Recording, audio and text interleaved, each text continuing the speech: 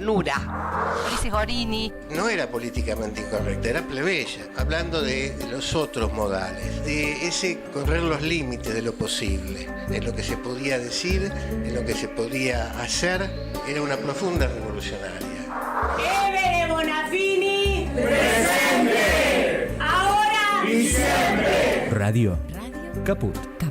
Eve le dio mucho amor a Radio Caput. Esas cosas.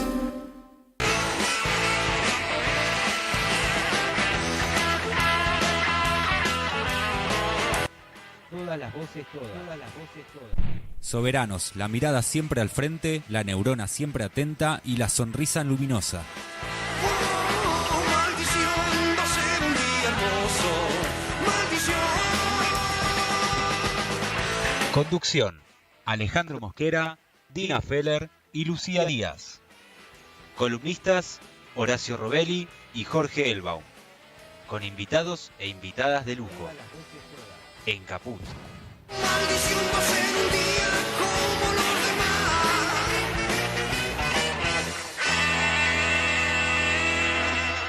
Tú no puedes comprar al viento, tú no puedes comprar al sol, tú no puedes comprar... Hola, buen día a todos. Acá estamos con Dina Feller, Alejandro Mosquera. ¿Cómo andas, Dina? Hola, Alejandro Mosquera. Eso. Buenos días. ¿Qué día soleado que trajiste? ¿Un día peronista? ¿Será?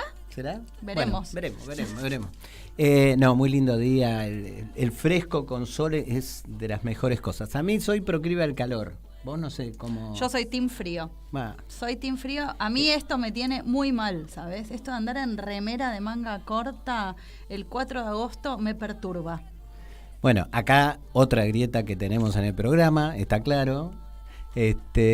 No, yo soy me gusta el calor. Mi mujer es como vos. Mi cumpa es como vos en ese sentido. Me odia porque yo quiero el calor, esto. Ella todo lo contrario. Ella, el día de hoy, por ejemplo, estaba más frío, le vendría mejor todavía. Sí, claro. Pero además yo te digo, hoy lo voy a traer varias veces al programa, pero a mí me tiene muy, muy preocupada que en invierno no haga más frío. Sí. Es que mi team está perdiendo por goleada. Sí, con el cambio climático. Bueno, hoy vamos a hablar un poco, ¿no? De los temas con nuestro amigo Olson. Hablemos con Olson de eso. ¿Y de qué más vamos a hablar? Contame. Hoy tenemos varios temas. Uno, vamos a hablar con Robelli, nuestro columnista de economía, como siempre, ligado a los pagos que se están haciendo. Esta idea de préstame por un rato, por una semana, 2 semanas, plata para que yo le pague al fondo, porque el fondo no me dio la plata y cuando apenas me la devuelva, yo te la devuelvo.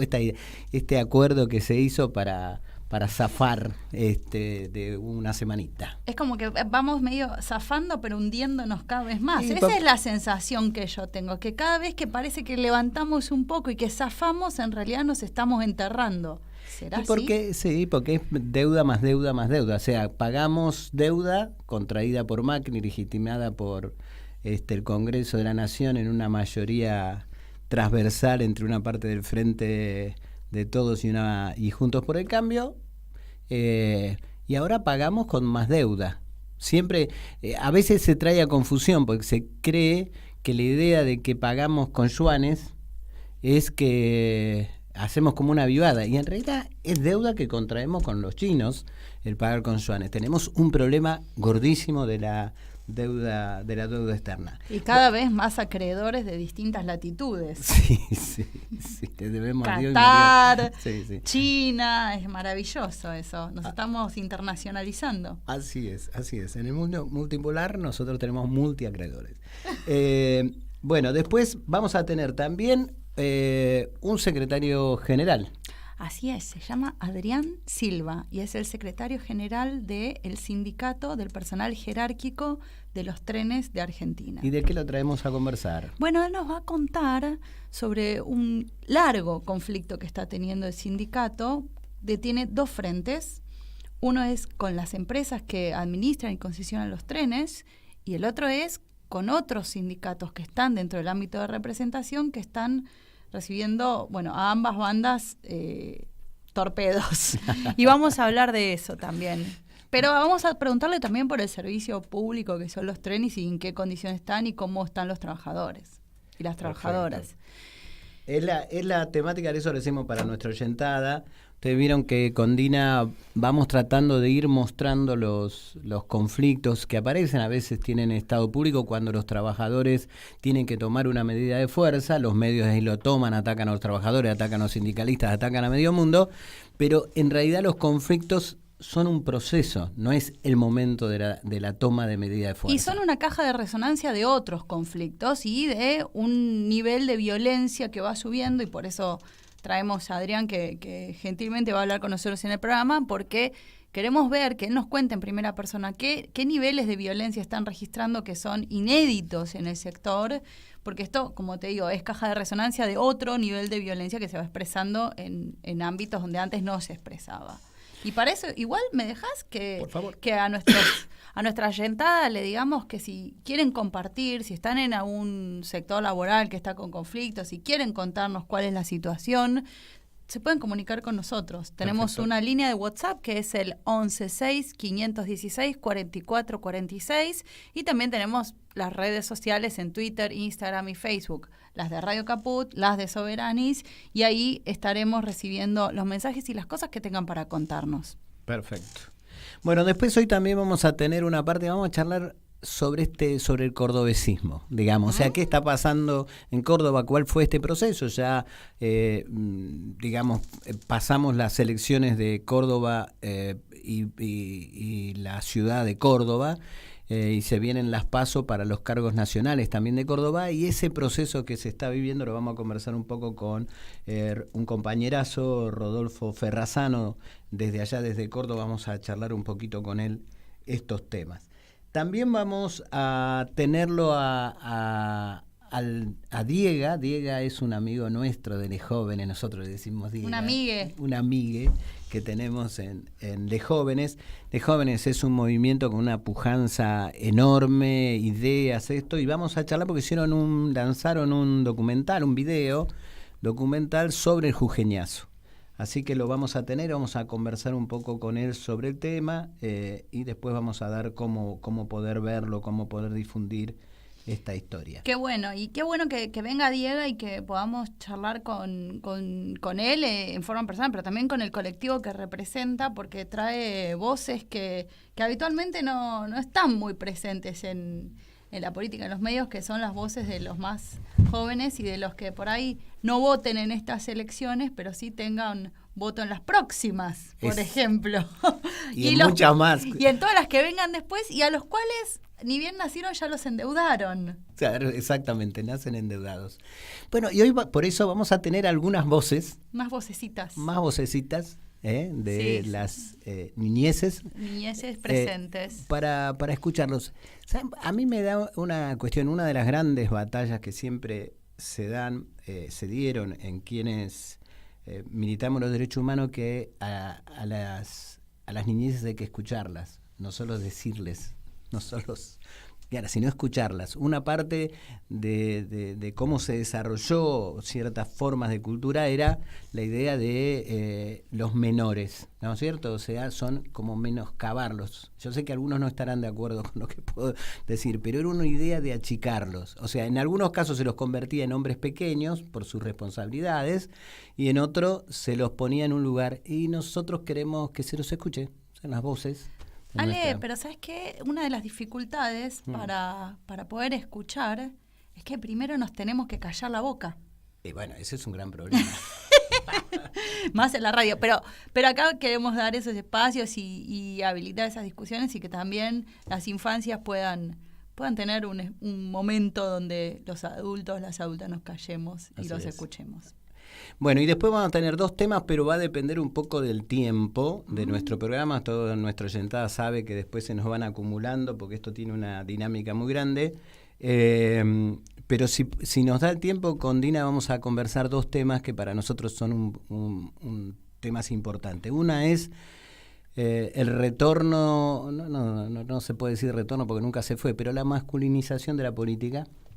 Y por otro lado, si nos da el tiempo, también queremos charlar un poco la tensión en África, especialmente en Níger, qué es lo que está ocurriendo, cuál es el trasfondo, todo eso que ustedes saben, que siempre intentamos penetrar. Si nos da el tiempo, lo hacemos, pero Y si no, queda para la próxima. Y si no, quedará para la próxima. Porque los problemas, tanto en Níger como la masculinización de la política, son muy estructurales y no se van a acabar en una semana.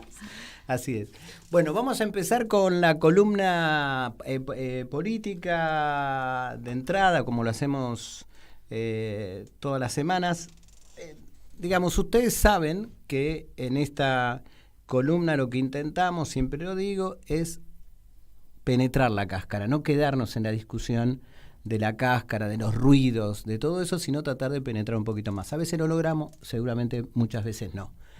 En todos estos días y en las semanas anteriores en nuestro programa, ustedes se acuerdan que charlamos bastante sobre el problema de el rechazo y la crisis de representatividad que existe en nuestro país.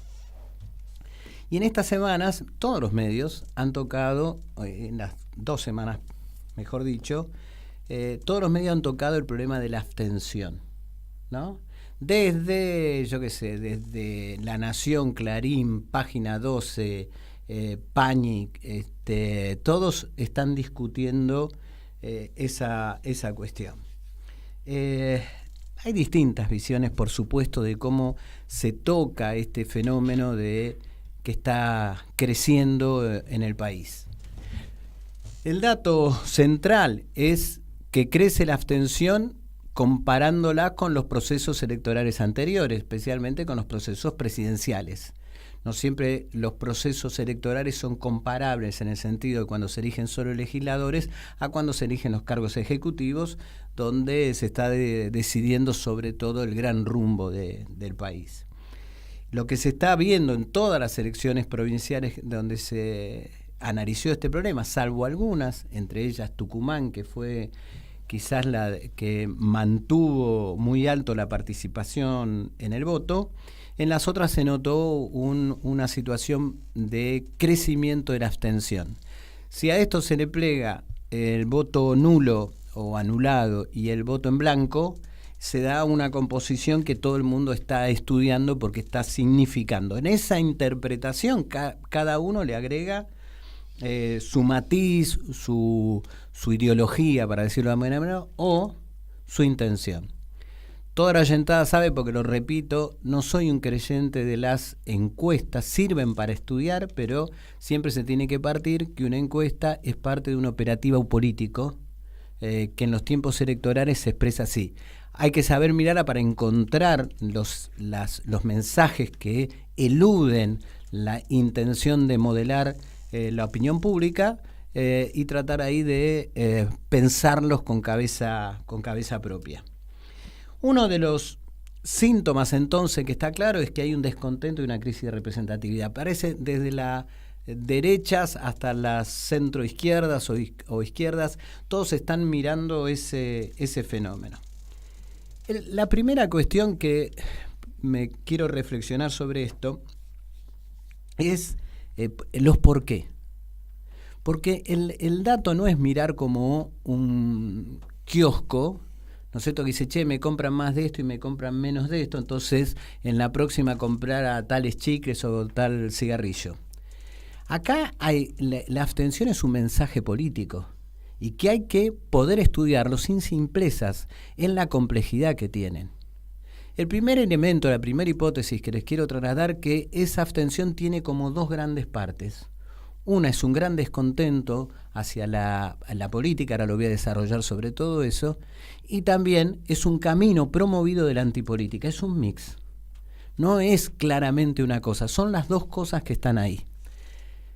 Segundo elemento que quiero para que entiendan el tipo de razonamiento que hago.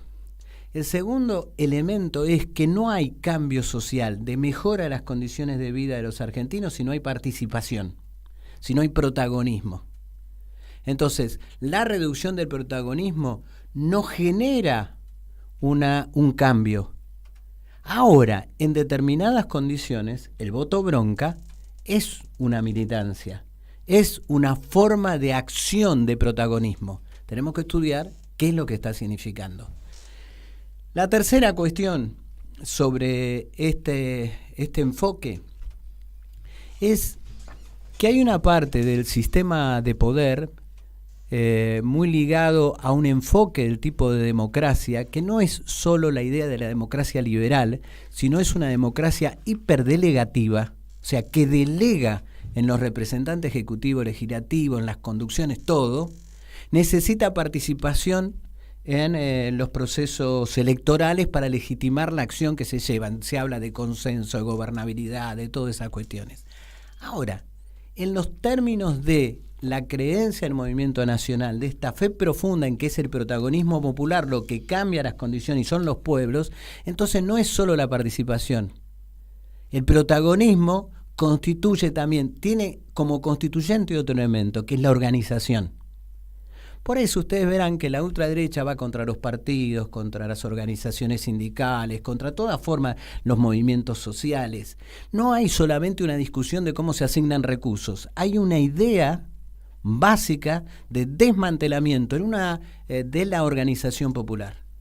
Ese es un punto central, porque el proyecto neoliberal, el proyecto del poder, el proyecto de retorno de las variantes de ultraderecha necesitan un pueblo desmovilizado.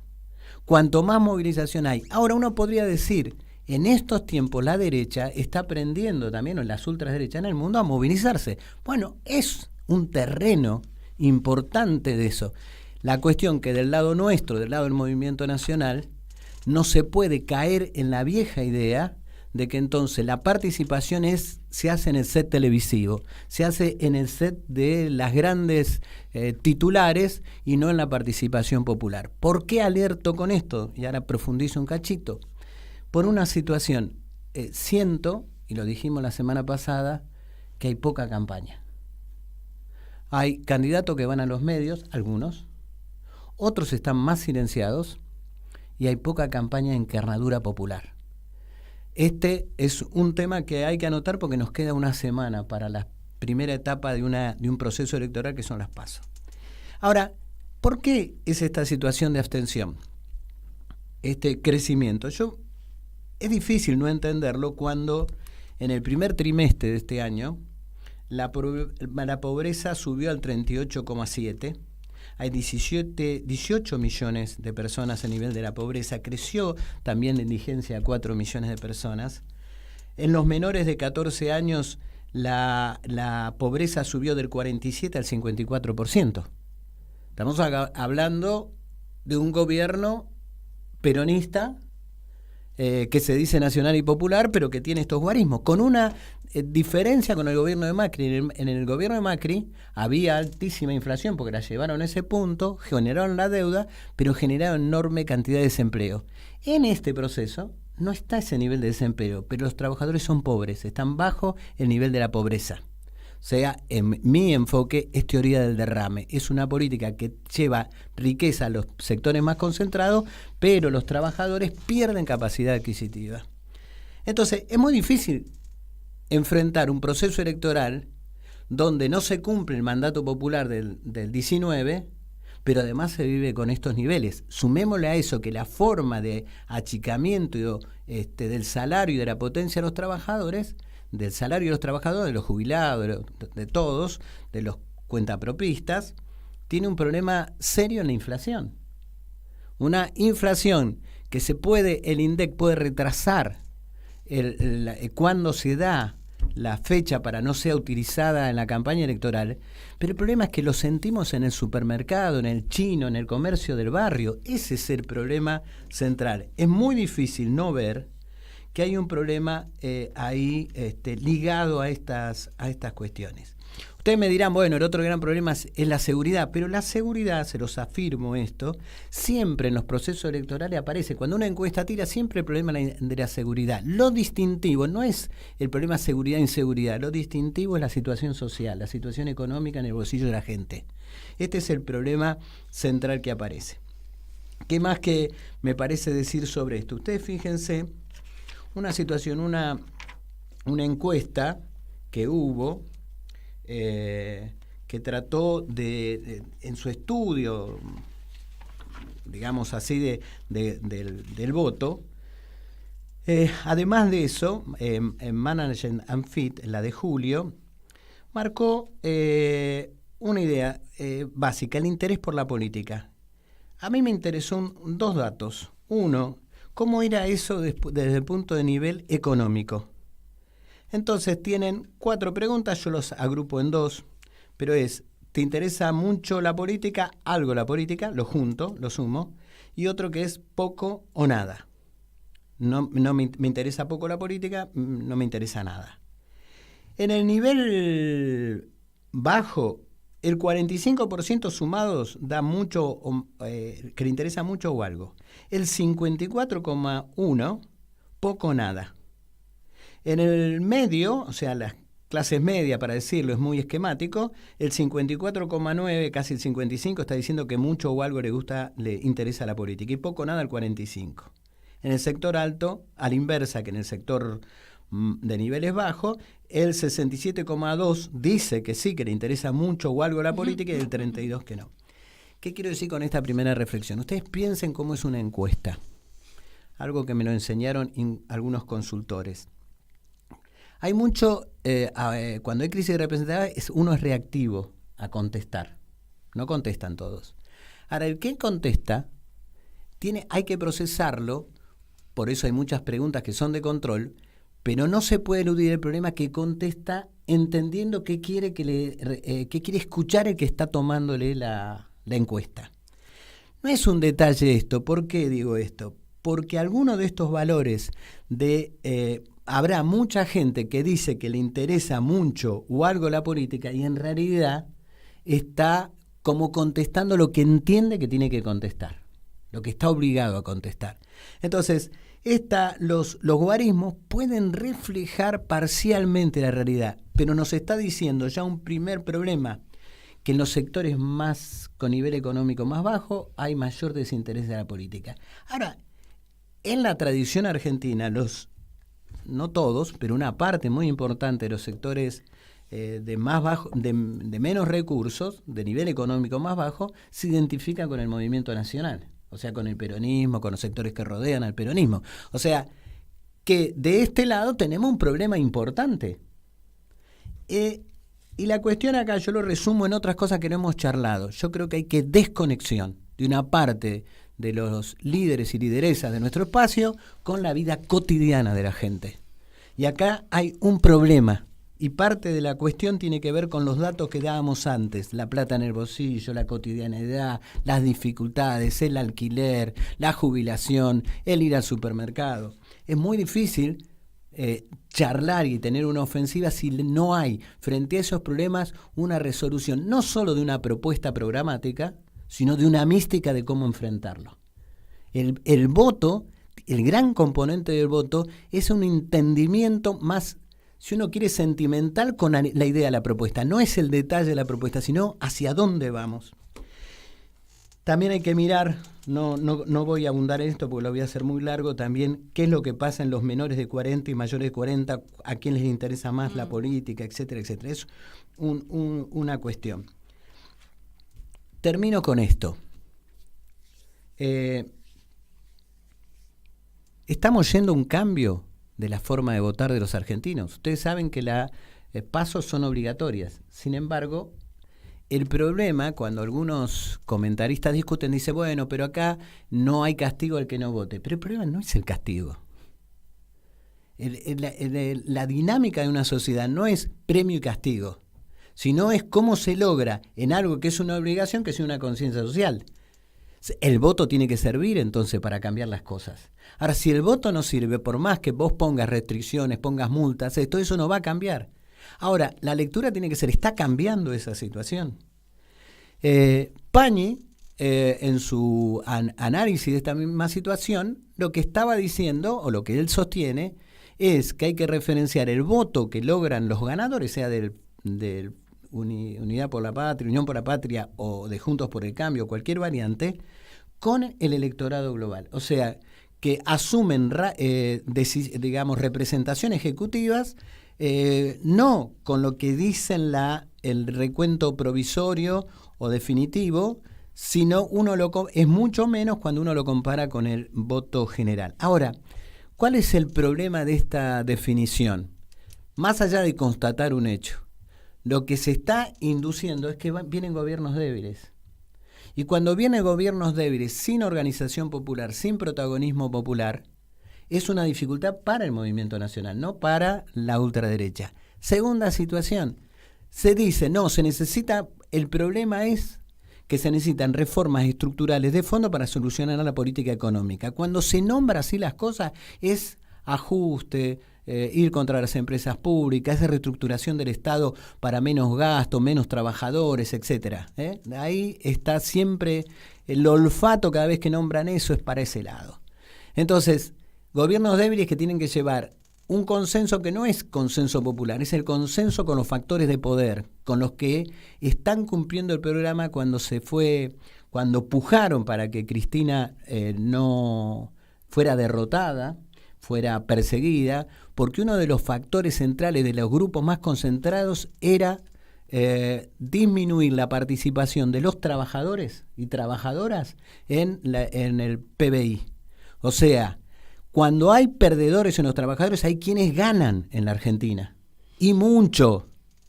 Esa ecuación es la que es el programa, uno de los programas reales, además del fondo, que se están llevando a cabo. Y en esta cuestión, entonces, estamos ante un desafío. No todo es antipolítica en lo que se está mostrando.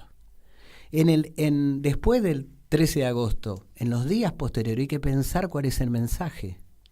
El mensaje de los que votan en blanco, de los que se van a abstener de participar, de los que votan a Juan Grabois, qué mensaje están dando, los que votan a la izquierda, qué mensaje están dando. Hay que juntar para pensar, no para simplificar, sino para complejizar y que la dirigencia, transversalmente, digo, del movimiento nacional, que es lo que yo pertenezco, pueda romper esta idea de tanta distancia que tiene con la cotidianidad de la vida de la gente. Ahí va a estar el desafío, me parece a mí, hacia octubre.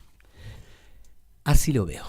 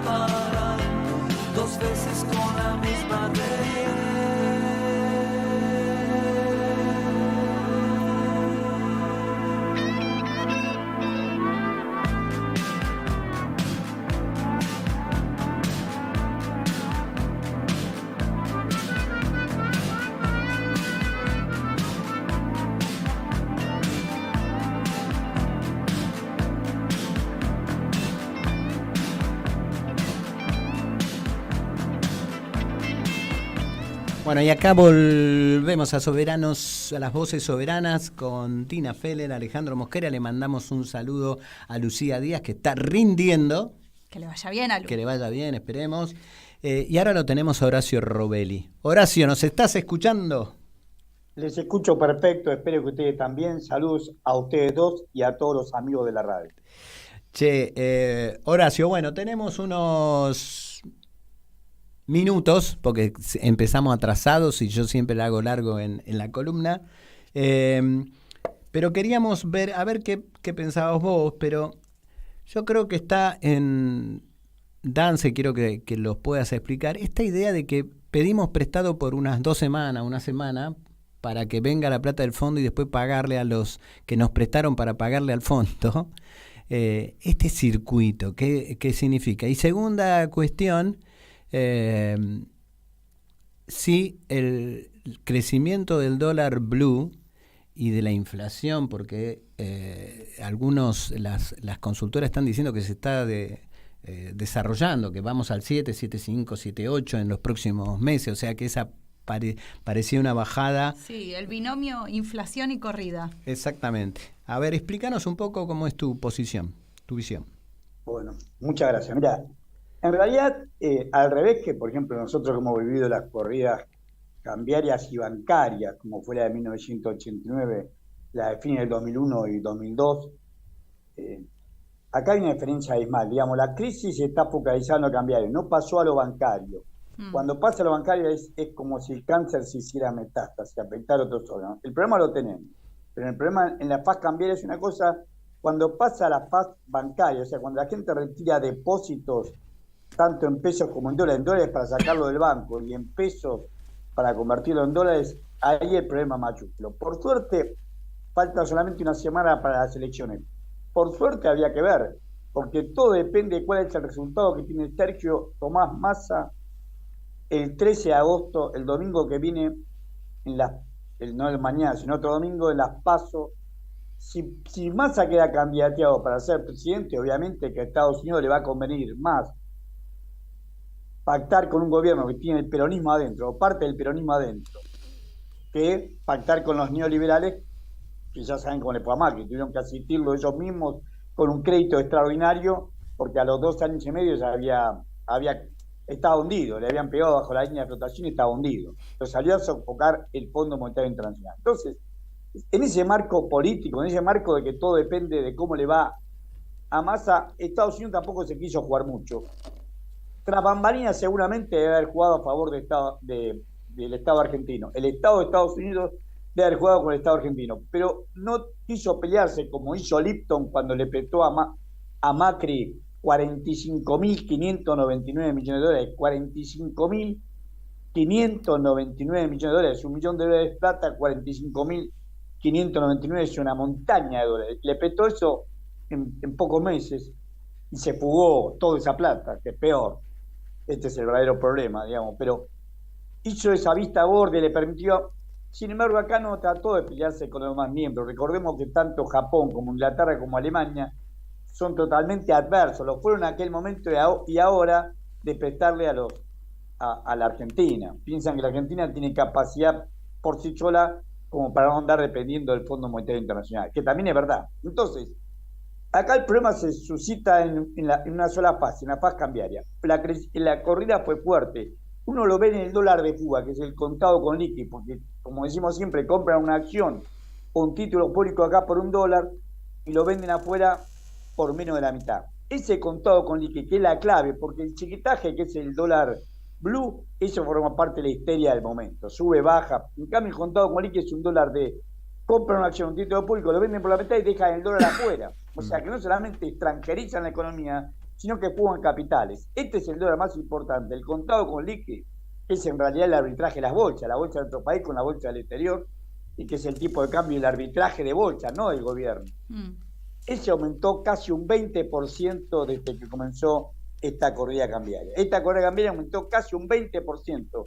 Si vos tomás el 11 de julio, ese dólar estaba el contado con liqui estaba a 490 pesos. Y ayer, viernes 4 de agosto, cerró a 586,14 pesos. O sea, aumentó 19,76%, casi un 20%. Eso en dólares es muchísima plata. O sea, ahí hay que poner la lupa. Por suerte es una semana que se termina, va a seguir creciendo. El gobierno no hizo nada. La inoperancia del Banco Central, de la Comisión Nacional de Valores, de la UIF, la Unidad de Investigación Financiera, de la propia PIB, ya es proverbial. Este gobierno es una manga inútil, no hicieron nada de nada. Por acción o por omisión no hicieron nada de nada, no investigaron nada. Esto va a seguir creciendo, pero bueno, depende ahora sí del resultado de las elecciones. Pero para responder a tu pregunta, la corrida se focalizó en el tema cambiario. ¿Es significativa? Es significativa. ¿Puede seguir creciendo? Puede seguir creciendo. ¿De qué depende? Depende del resultado de las PASO del 13 de agosto. O sea, más sale va mal, esto va a seguir creciendo y ahí sí puede transformarse en una corrida bancaria. Los bancos, los grandes bancos, recordá que en los principales 4 bancos del país está BlackRock. BlackRock es el accionista en el Banco Santander, en el Banco de Bilbao y Calla, que acá es el banco francés, en el Banco Macro y en el Banco Galicia. Sí, casamente con contado con liqui, lo dice el mismo Larry Fink y en forma sonriente. Sin moverse en Nueva York, compró el 18,8% del paquete accionario del Grupo Galicia. Tiene 2 directores en ese Grupo Galicia, 2 directores y ni se movió de Nueva York. Esperó que fueran los argentinos, que tienen acceso a operar en bolsa, con agente de bolsa en Estados Unidos, a que vendían esas acciones por la mitad del valor. Y sabe lo que sale. Allí también compró Asindar, compró Techin, compró Coca-Cola, que la distribuidora de acá, compró muchas empresas, es socia de Glencore, o sea, compra muchas empresas haciendo este mecanismo sin moverse en Nueva York, con un simple compra y venta bursátil. Bueno, ese es un tema. El segundo tema, por supuesto que impactan los precios. De hecho, el gobierno no solamente tiene esta presión cambiaria extra del mercado, como dirán ellos, del mercado que, por supuesto, enseguida los que pueden formar precios se cubren y dicen, no, me va a venir aumento del insumo y aumento, sino que encima el gobierno autorizó aumentos en el precio de la carne. Del 21 de julio al 1 de agosto, autorizó aumentos en los mercados de carne, que ya están antes decíamos mercado de nieve, pero ya están en Mercedes y afuera del circuito del AMBA.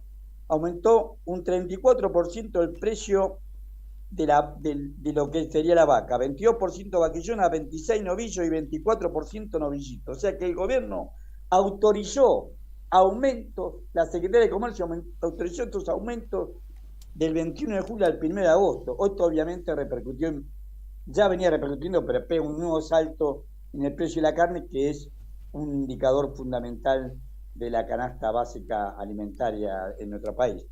A ese aumento sumar el aumento del resto de los alimentos, de los enseres, por lo que estamos contando. O sea, por un lado el gobierno decía que había un atraso, según ellos, había un atraso en el precio de la carne y autorizó estos aumentos. Y por otro lado están todos los aumentos del mes de agosto, el aumento del combustible del 4,5%, que es un aumento sistemático, el aumento de la telefonía y cable, eso sí es importante porque el mes pasado fue más del 10%, acá han permitido aumento de telefonía y cable, dicen 4,5%, pero después el mismo INDEC hace el reglamento, el aumento de los alquileres, el aumento de al quitar los subsidios, el gobierno acuerda con el Fondo Monetario Internacional quitar los subsidios. Teóricamente el subsidio domiciliario de la energía eléctrica, 70% pagaba el Estado y el 30% del consumidor. Eso fue cuando asumió Massa en agosto del año pasado. Ahora es, para el mes de agosto, 40% solamente subsidia el Estado. Pero es mentira, han venido boletas con Urbano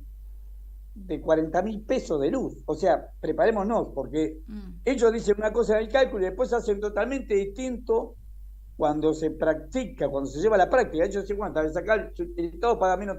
Es mentira, porque el Estado paga menos 30%, porque se ve que le deja liberar el precio a las empresas, a la distribuidora de energía, y llegaron a aumento. Gente que pagaba 5.000, 6.000 pesos, le han llegado facturas de 35, 40.000 pesos. O sea, hay un aumento desmedido de insumos importantes en el caso de la energética, fíjate, y a su vez no hay aumento de los salarios. O sea, el grave drama que tenemos nosotros es que no se corrobora con aumento de los salariales. Entonces, estamos en pleno proceso electoral y aumenta el precio de la carne, aumenta el precio de la energía y aumenta el precio del transporte, del combustible. En ese marco estamos.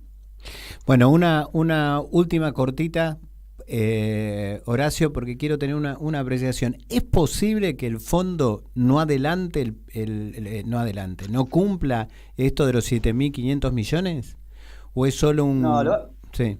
No, es cosa de Clarín. Fíjate que hay una frase en el acuerdo, en el comunicado del fondo, dice recuerden que nosotros siempre dijimos que la revisión trimestral hacía subordinar muy fuerte al país. Ahora dice continuo. Habría que ver qué entienden ellos por la palabra continuo. Una continua, no sabemos si va a ser por semana, por día, por mes. Continua, eso no dijo nunca. Ningún acuerdo del fondo. Yo le pregunté a una especialista en el tema esto, que ha escrito libros de este tema, y me dijo que nunca había visto ella esa palabra continua, y también le llama la atención.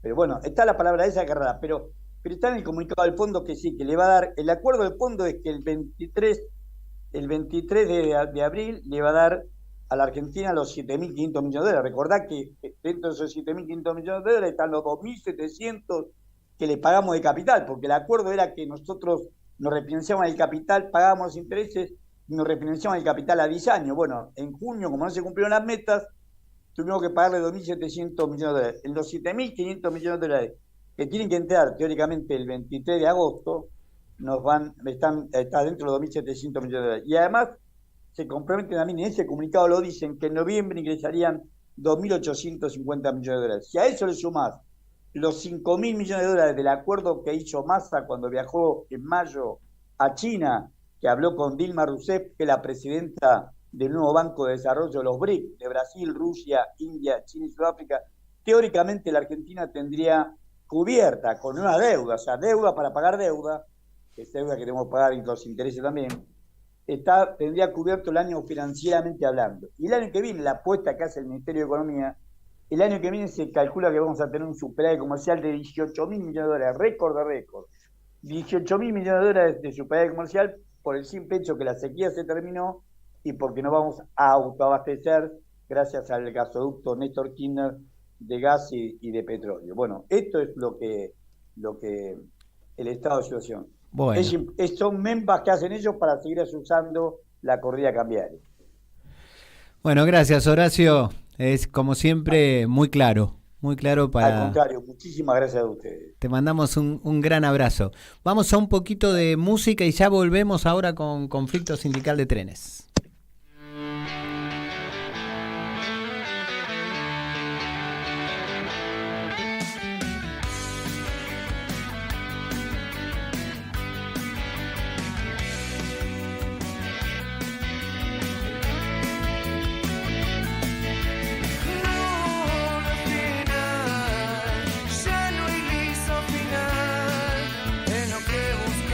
Es lo que agitas, la noche de falsa de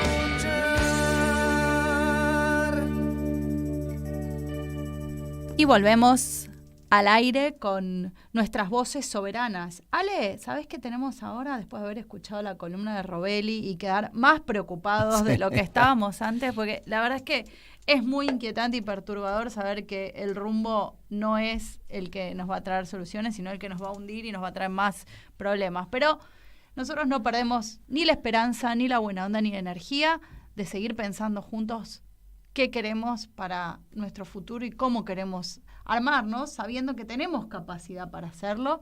Y por eso es tan importante que convoquemos a los sindicatos y a los compañeros y compañeras de los sindicatos a que sean parte de este espacio. Y hoy tenemos a un compañero que se llama Adrián Silva, que está al otro lado de la línea y que va a compartir con nosotros qué es lo que están pasando hoy en el Sindicato Ferroviario de APDFA. Adrián, buenos días. ¿Estás en el aire? Buenos días. Sí, en el aire. Buenos días, Adrián, un gusto. Bienvenido Igualmente. al programa, bienvenido y qué gusto poder conversar contigo y poder escuchar en primera persona cuál es la situación que están teniendo ustedes dentro del sindicato y qué es lo que está pasando en los trenes en Argentina. Bueno, mirá, obviamente la pregunta es amplia. Los trenes en la Argentina han tenido una recuperación, una progresiva recuperación en los gobiernos populares y siempre un retroceso en los gobiernos liberales.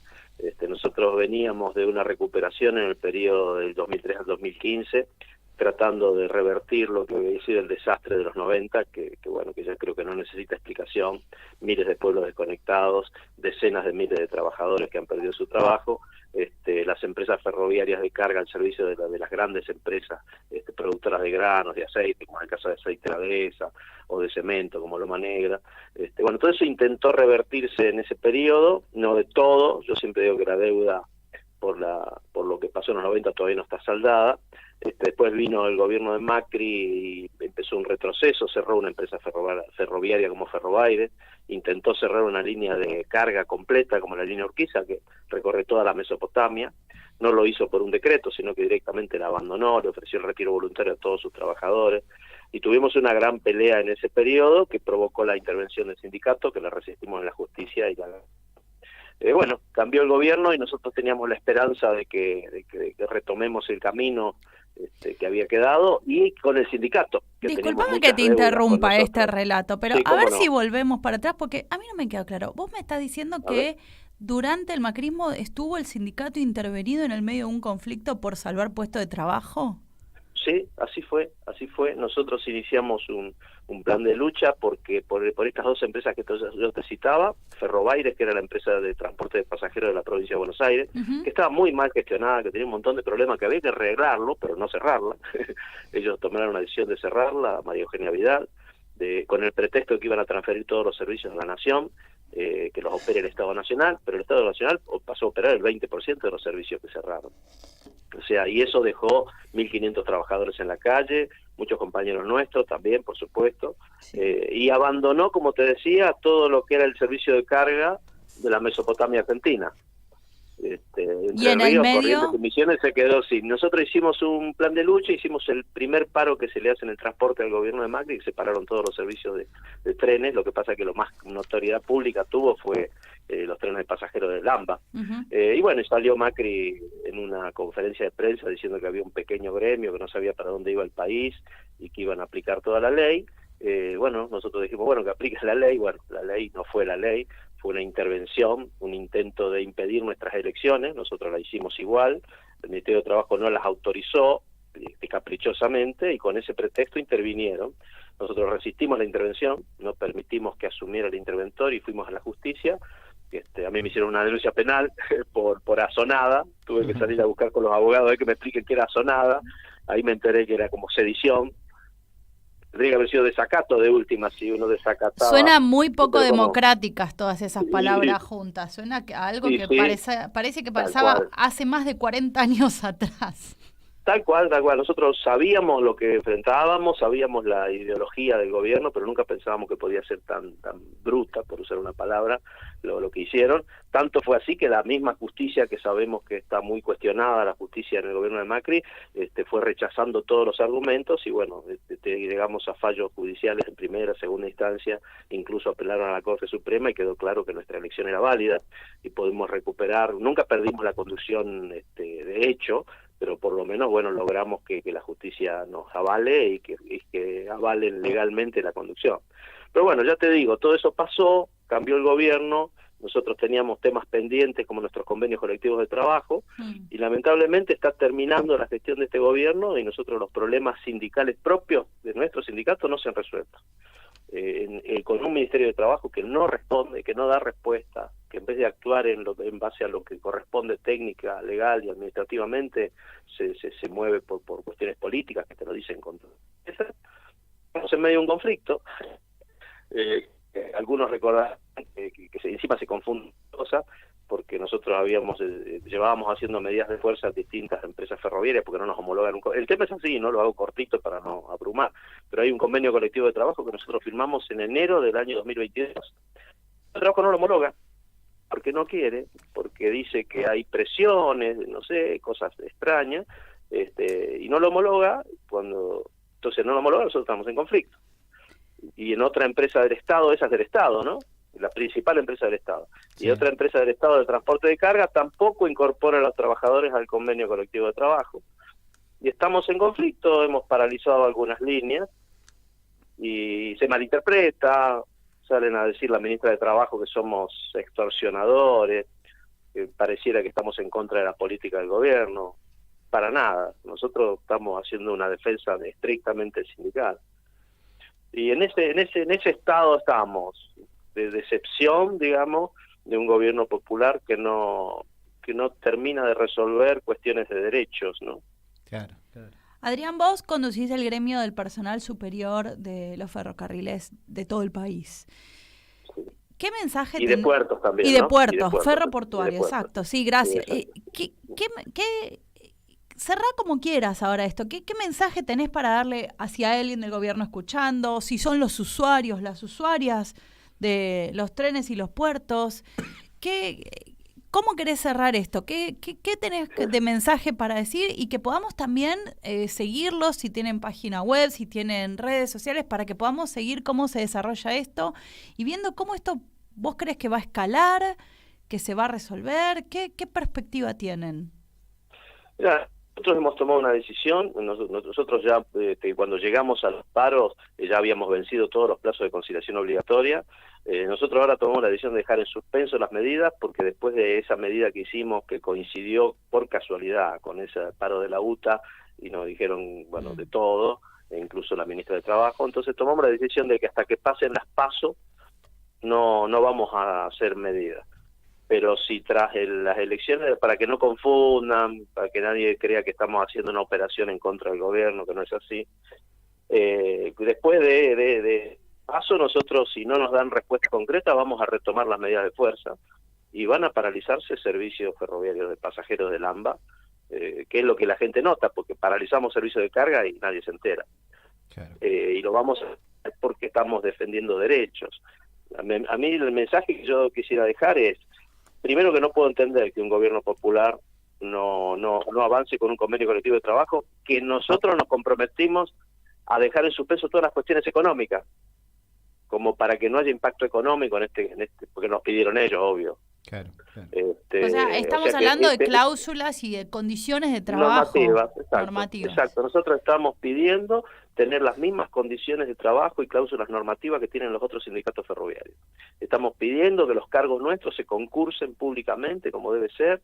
No le estamos diciendo que nosotros como sindicato queremos decir fulano de tal tiene que ser el jefe de tal lado, no, que se concurse y que vaya el más apto y tenga mejores condiciones. Lo que dice el convenio que se firmó, todo eso no lo están aplicando, y nosotros eso es lo que estamos pidiendo. Por eso nos duele bastante, porque nos dijeron, en este momento el Ministerio de Economía pide que ningún convenio colectivo de trabajo se salga de la pauta de la paritaria, por más que nosotros teníamos firmado mejoras económicas. Bueno, dijimos, está bien, la dejamos en suspenso. Tampoco lo homologan. Claro, entonces, pareciera que hay una animosidad. Entonces, bueno, vamos a esperar.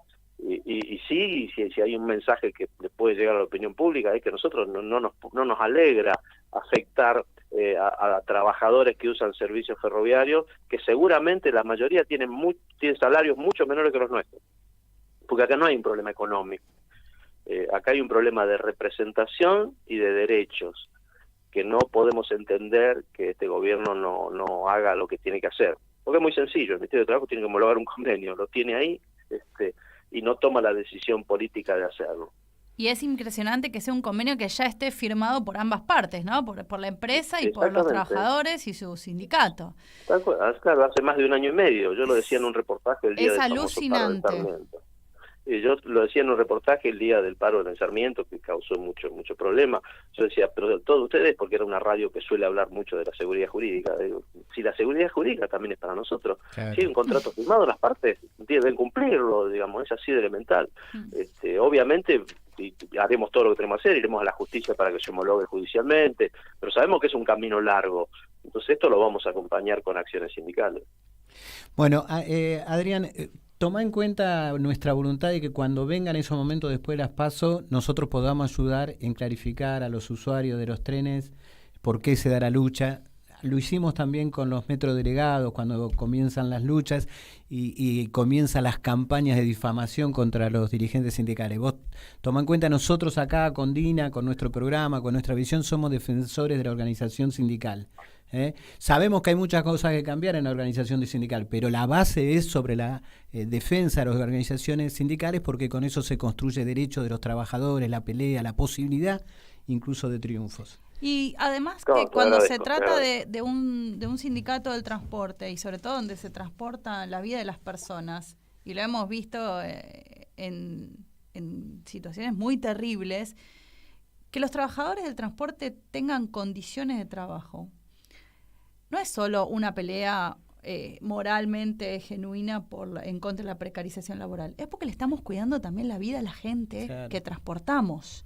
Entonces también hay una responsabilidad colectiva y social en esto, por lo cual yo te agradezco, me hago eco de las palabras de Ale y cuentan con nosotros para tener aire, para tener voz y un espacio donde puedan realmente contar cuáles son los conflictos que están pasando y qué necesitan del resto de la sociedad para apoyarlos.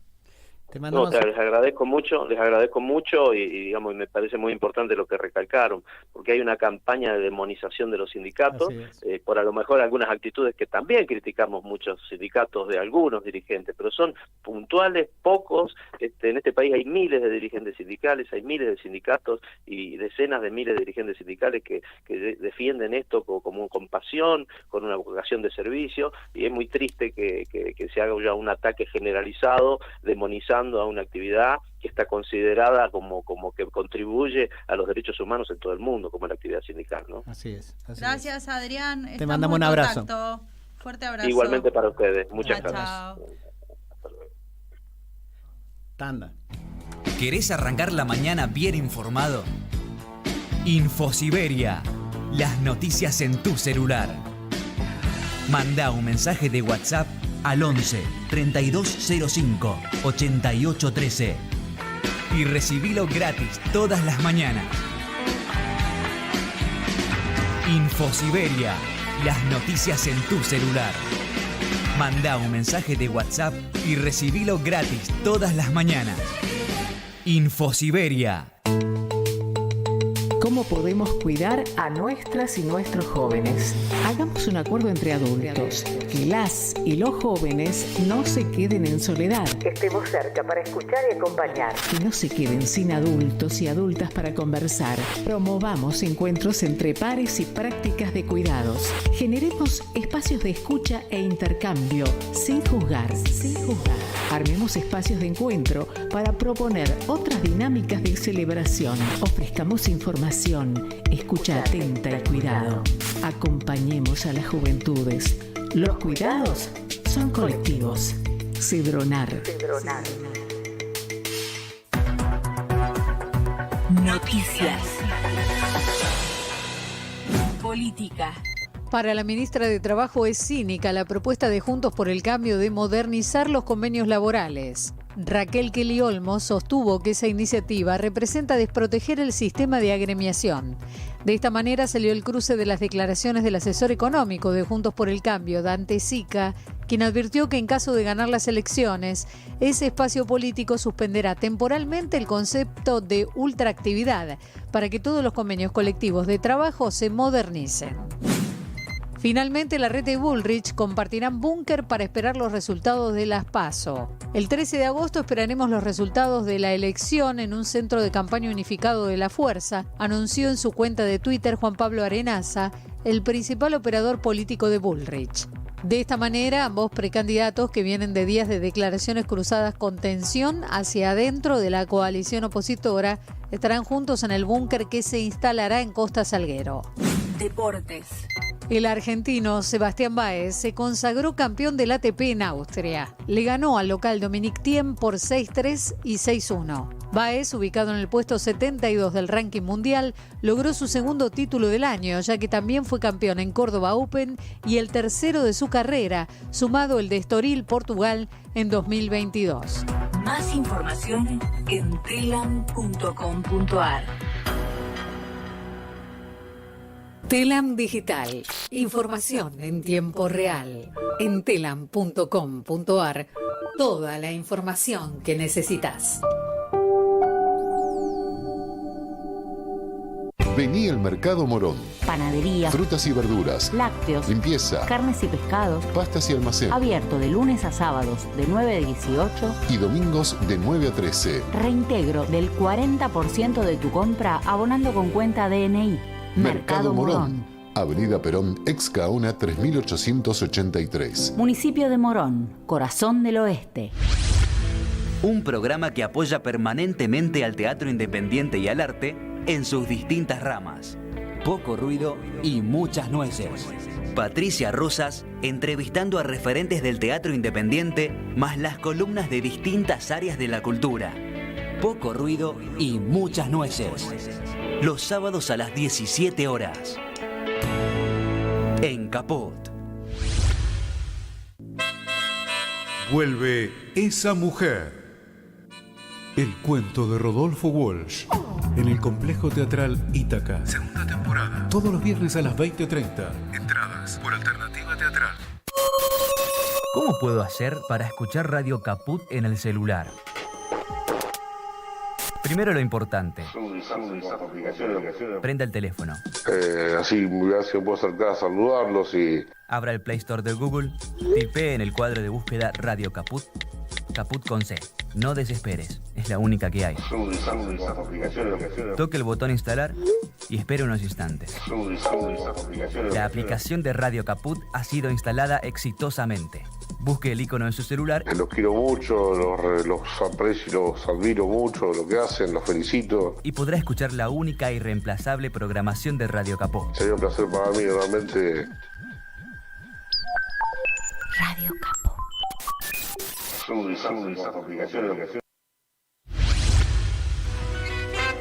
Memoria en rojo, amarillo y morado. Un programa de la ARMH Argentina con la conducción de Nadia Mallorquín y Gladys Avellaneda. Memoria en rojo, amarillo y morado. Los sábados a las 6 de la tarde. En Caput.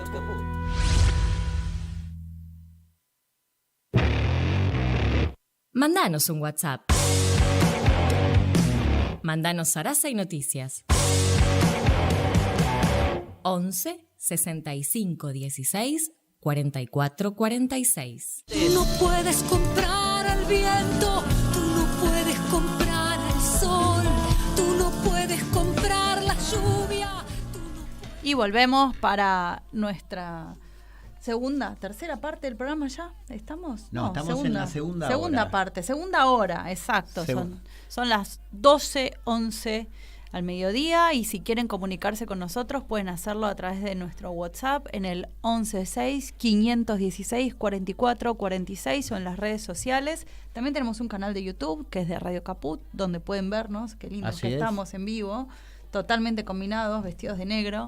Somos hoy los People in Black, la gente de negro. Y tenemos en línea, Ale, para conversar ahora a Juan Pablo Olson. Juan Pablo, nuestro amigo, compañero de Soberanes. Compañero de Soberanes y una de las voces soberanas, con el cual yo realmente quiero tener esta conversación y te convido a que seas parte de por qué estamos viviendo esta situación climática, qué es lo que nos trajo hasta acá, que él lo explica muy lindo y que nos deja más preocupados que cuando empezamos, cada vez que lo escuchamos, pero además, ¿en qué encrucijada estamos como especie, como planeta, para tomar acciones en algo que parece casi irreversible ahora? ¿Estás ahí, Juan Pablo? Hola Dina, Ale, buen día, ¿cómo están? Una alegría estar en el programa con ustedes y un saludo a toda la audiencia. Buen día, amigo. No sé si querés arrancar vos. Sí, ahí ya hiciste una buena introducción. Un poco desde lo más simple es esta irregularidad de estar en una época de invierno viviendo situaciones de calor, como que cualquiera lo puede percibir, y te diría, la otra referencia es lo que está pasando en el hemisferio norte en estos momentos.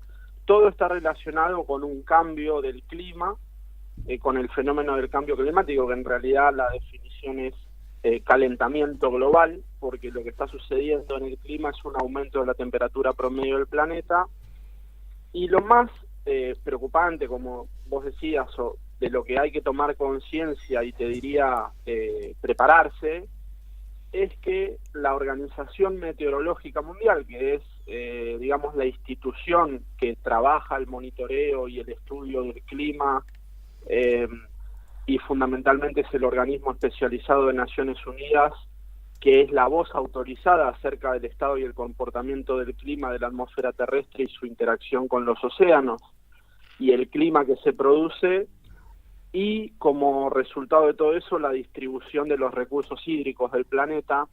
Toda esa información actualizada es lo que Organización Meteorológica Mundial nos alerta.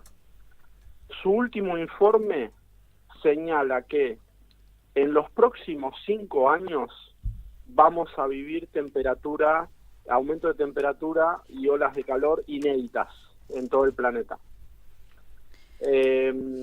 Entonces, lo que señalan es el periodo 2023-2027 va a ser el periodo más caluroso jamás registrado, debido a la causa del calentamiento global, que es la emanación de gases de efecto invernadero. A su vez hay un fenómeno meteorológico que los meteorólogos estudian, que es el fenómeno del Niño, que intensifica esta tendencia. Y en los próximos 5 años, si lo que había que evitar es que haya un aumento de 1.5 grado promedio de la temperatura del planeta, ya está establecido que por lo menos un año de los próximos 5 años va a haber una temperatura promedio de 1.7 grados, que es realmente preocupante. Y respecto del hemisferio norte, hay una ola de calor inédita que se está viviendo en todo el hemisferio norte, en América del Norte, en Europa, en Asia, y que están viviendo situaciones dramáticas. Uno, cuando viene estudiando los fenómenos ambientales, los problemas ambientales o climáticos, hace 10 años uno tenía que dar como predicar en el desierto, con explicaciones y fundamentaciones, y lo que uno ahora más simplemente dice es que el clima habla por sí mismo, ya no hay que agregar mucho más argumentación, y a partir de ahí hay todo un análisis de los problemas que vamos a enfrentar en Argentina, en América Latina, en el sur global, que por ahí son los más preocupantes. Te hago una pregunta, Juan Pablo. ¿El desprendimiento que hubo en la Antártida tiene que ver con esto mismo que vos estás explicando, el hielo ese?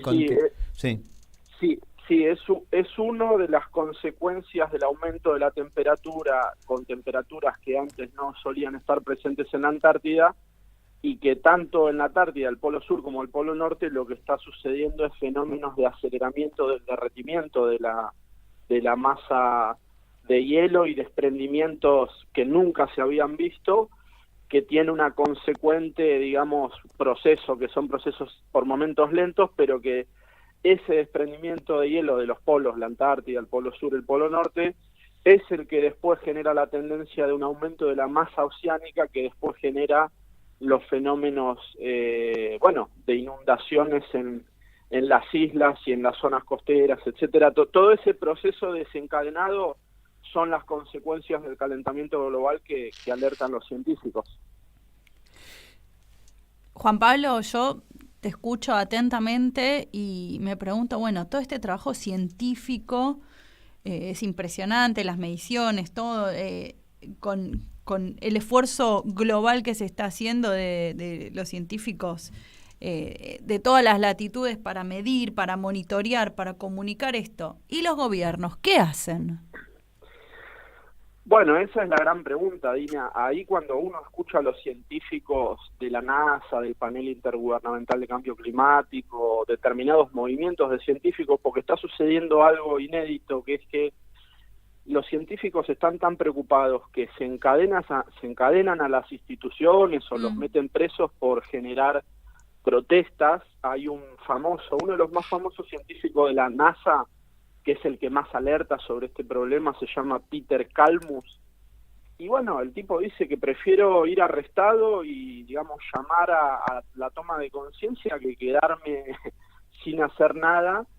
Y la pregunta que vos hacés abre a un capítulo de análisis e interpretación política, que es qué tipo de decisiones se pueden tomar, se están tomando, o qué decisiones no se están tomando y las consecuencias que podrían tener, y qué instancias. Bueno, el consenso global que se logró a nivel mundial de tomar real magnitud de la crisis que se está viviendo fue el avance que se logró en el famoso Acuerdo de París, donde todos los países que forman parte se comprometieron a buscar una solución a este problema, que la solución está dada por dejar de emanar gases de efecto de invernadero y de dióxido de carbono. Ese proceso en realidad tiene responsables, porque son los famosos responsables del calentamiento global desde la revolución industrial en adelante, son los países que se han desarrollado en base a explotar gas, petróleo y carbón para desarrollar sus economías y sus industrias. Son los verdaderos responsables del calentamiento global, por eso se habla de que los países en desarrollo no han aportado al problema del calentamiento global, y te diría que es uno de los mayores problemas, que es que los científicos del Panel Intergubernamental de Cambio Climático dicen, bueno, si bien los responsables del calentamiento son los países, muchos del hemisferio norte, quienes más van a padecer el calentamiento global son los países del sur global, son los que van a ser las zonas con mayor vulnerabilidad en estos próximos 5 años, 10 años y hacia 2050. Entonces, la gran pregunta es, si no somos responsables, ¿por qué estamos condenados a padecer las consecuencias del calentamiento global en los países de América Latina y el Caribe, las islas del Pacífico, África y el sudeste asiático? Y hay un problema mayor al climático, que es que esta región coincide con los países más saqueados, donde hay procesos de colonialismo, saqueo y endeudamiento. Y el problema es cómo nuestros países se van a adaptar al calentamiento global si en su mayoría padecen no solo crisis climática, sino crisis de deuda, es decir, no tienen recursos para adaptarse al calentamiento global y además son países endeudados. Entonces nosotros desde este movimiento global Deuda por Clima planteamos que ante la crisis climática no se puede profundizar la crisis de deuda, porque si no significaría que se está condenando a nuestras regiones a ser territorios de sacrificio y de población descartable. Ese es un diagnóstico que es preocupante y que nosotros estamos trabajando. Y a toda la audiencia le recuerdo que Deuda por Clima es una campaña global que es fabulosa y que la pueden seguir en las redes sociales, donde se pueden enterar más de este movimiento del cual nos está contando Juan Pablo al aire. Juan Pablo, última, y la verdad es que para pensar y no caer en el desánimo, ¿no? Porque pareciera que no hay una salida en esto, que nuestra capacidad de agencia o de acción colectiva es nula si de arriba no toman decisiones. Hay cosas que nosotros, desde nuestros territorios, desde nuestra capacidad de organización, podemos hacer en Argentina, en Latinoamérica. Contanos un poco de eso. Sí, yo creo que es un momento bastante particular donde no hay que tener un desánimo o caer en la preocupación que te paraliza, sino entender que estamos viviendo una época histórica única que nos llama a la participación, a reaccionar, a movilizarnos, a articularnos, a empoderarnos. Muchos sectores están reaccionando y es muy positivo, y para nosotros el camino de salida de esta crisis es la participación de todos.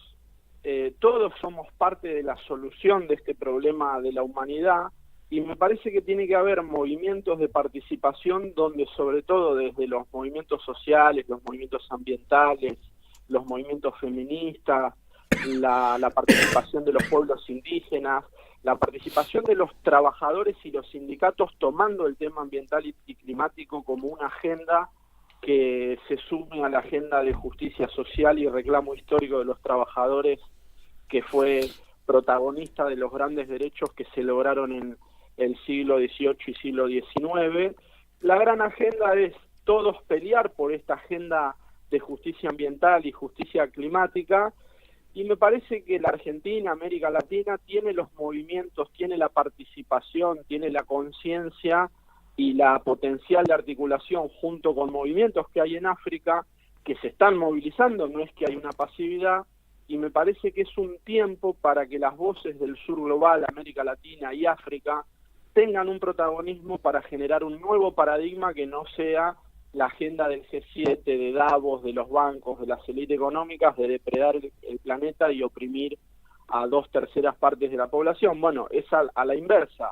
Tiene que haber una gran movilización social que dé un mensaje que nosotros estamos dispuestos a pelear por los derechos humanos, calidad de vida de la mayor parte de la población del planeta. Me parece que hay que tener un optimismo y un compromiso con que se puede dar una pelea para cambiar estas condiciones que nos están determinando un clima y una temperatura que realmente vamos a tener que reaccionar para generar un cambio. Eso creo que no queda otra que reaccionar y organizarnos y participar por un cambio. Compartiendo totalmente, Juan Pablo, te acerco una reflexión que quiero sumar. Yo creo que el proceso de lucha de descolonización, sea esto por ocupación o sea esto por deuda, para mí está emparentado en eso, en los procesos de colonización de nuestros países del sur sobre todo. Hay que unirlo a esta agenda. Tomo por qué esta cuestión. Después, si tenemos tiempo, lo conversamos con Dina en otro momento del programa. Pero Francia está en la duda de invasión a Níger porque depende del uranio para sus centrales eléctricas. O sea, el uranio de Níger hacia Francia es una potencia colonizadora, da electricidad a los franceses, pero en Nigeria solo el 18,6% de la población tiene electricidad. Esta es la realidad de la colonización, de todavía el desafío que tiene. Y yo creo que parte de hacer escuchar a vos cómo unir esto que vos decís, el reclamo, el protagonismo, nuestras organizaciones de trabajadores, de movimientos sociales, a esta agenda de lucha por salvar la tierra y nuestras especies digo todas, junto con la lucha de descolonización, porque el norte tiene una programática de colonización muy fuerte. Y por eso cuando de soberano nosotros luchamos por recuperar soberanía, lo estamos haciendo por nosotros, con la idea del bloque, pero también con una política internacionalista de que los trabajadores, las organizaciones, los científicos, los intelectuales, tenemos que tener ese empuje. Porque yo, en mi opinión, vos la sabés y creo que la compartimos, acá hay un gran enemigo que es el capitalismo. El capitalismo es antagónico con la vida. Y hay que resolverlo con una lucha no solo de los que pensamos desde una opción ecosocialista, sino de todos los que estamos involucrados, pensemos como pensemos, porque esto se destruye. Y me parece que esa es, en esa frase, todo tiene que ver con todo, me parece que acá se unen en este ejemplo de Níger y la posibilidad de invasión que están pensando algunas potencias occidentales.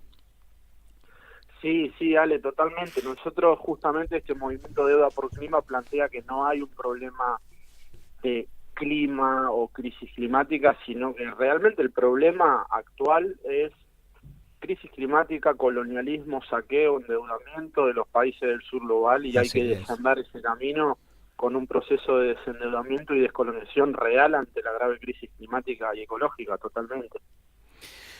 Sí, compartimos. Bueno, te agradecemos. Acá con Dina nos estamos mirando, pero te agradecemos mucho. Lo que necesitamos que en el programa esté mucho más esto y empujar cómo hacemos nosotros para ayudar a un protagonismo de la militancia, de las organizaciones, de nuestra oyentada a favor de estas ideas, Juan Pablo.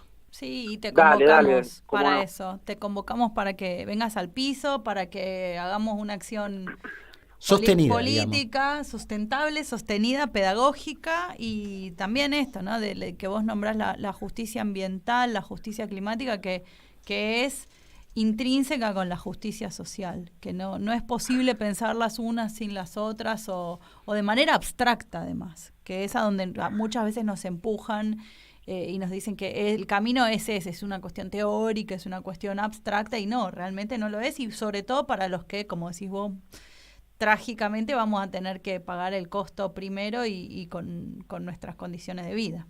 Así es. Totalmente. Bueno, muchísimas gracias a ustedes, y como decís, Dina y Ale, otro día nos encontramos ahí en el piso y bueno, y a seguir trabajando esta agenda juntos. Dale. Un abrazo grande. Vamos un poquito de música y ya volvemos ahora con el tema Partido Cordobés.